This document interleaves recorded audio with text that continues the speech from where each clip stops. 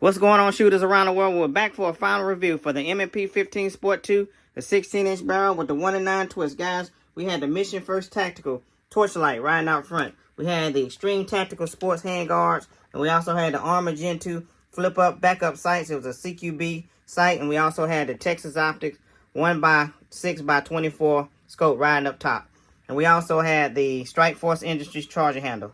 Well, guys, what the mission was to find out what this gun like, what kind of ammo that this gun like. And at the end of the day, the Winchester M193 full metal jacket ball really was a good fit for this gun in case of a zombie apocalypse. These are my shots at 50 yards. 1, 2, 3, 4, 5.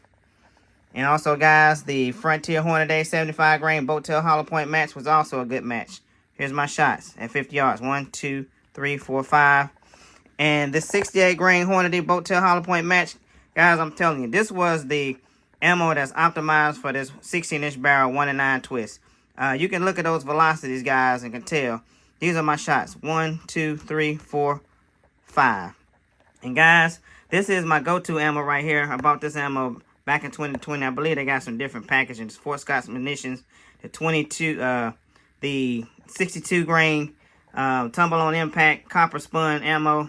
And here's my groups at 100 yards right here. 1, 2, 3, 4, 5.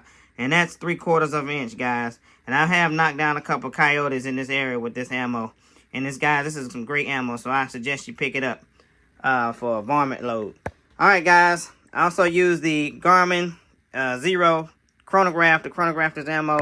I've had no errors, guys. So you guys know what I'm talking about. I had this Caldwell chronograph and I lost a lot of money.